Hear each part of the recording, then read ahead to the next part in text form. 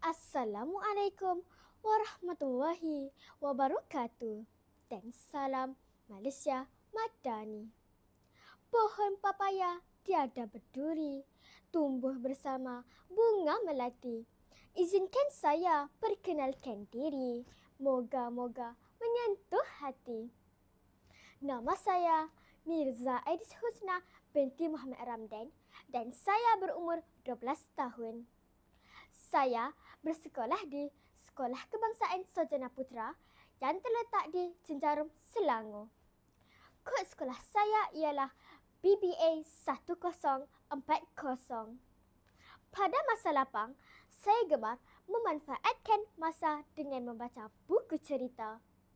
Cita-cita saya ingin menjadi seorang guru. Dalam video ini, saya amat teruja untuk berkongsi tentang sebuah buku cerita yang pernah saya baca berjudul Kerana Syurga Bukan Percuma. Siri buku yang berjudul Kerana Syurga Bukan Percuma ini adalah sebuah novel yang mengisahkan dua orang sahabat baik iaitu Kai dan Rafiq bersama seorang guru yang bernama Miss Aisyah. Novel hasil penang Najmi Fethi ini sangat menarik dan syarat dengan pengajaran yang boleh dijadikan iktibar dalam kehidupan seharian kita.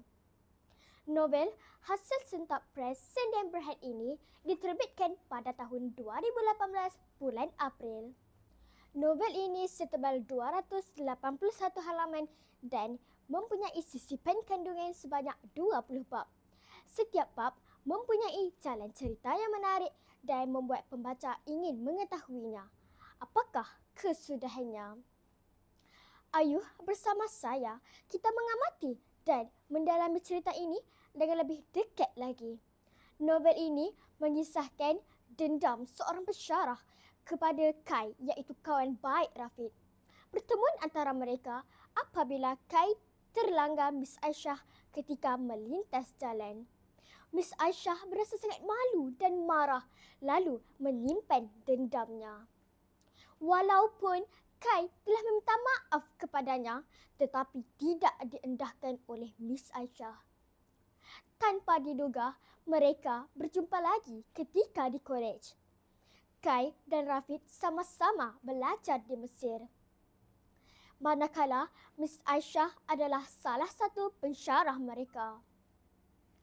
Miss Aisyah pura-pura baik terhadap Kai kerana dia ingin membalas dendam terhadap Kai sewaktu Kai melanggarnya tempoh hari. Miss Aisyah juga telah berjumpa bomoh untuk menyihir Kai.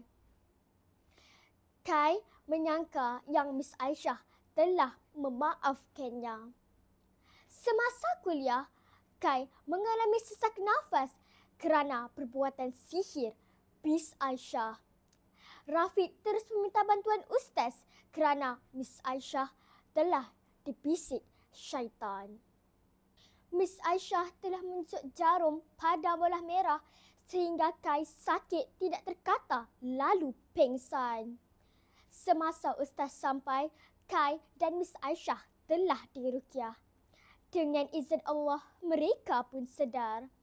Miss Aisyah telah mengaku dan menyesal atas perbuatannya. Daripada kisah novel ini, banyak pengajaran dan nilai-nilai murni yang dapat kita diketahui. Contohnya, bagaimana Kai dan Rafiq dalam persahabatan. Mereka saling tolong-menolong dan tidak mempunyai dendam. Ingatlah kawan-kawan, syaitan tidak pernah berputus asa untuk mengajak kita ke neraka. Oleh itu, kita hendaklah sentiasa berbuat baik kerana syurga bukan percuma. Sebelum saya mengundur diri, izinkan saya membaca serangkap pantun. Cantik sungguh burung kenari, lebat bulunya berwarna-warni. Berdiri hamba berundur diri, salah dan silap harap dimaafi. Sekian, wabillahi taufiq wal hidayah. Wassalamualaikum warahmatullahi wabarakatuh.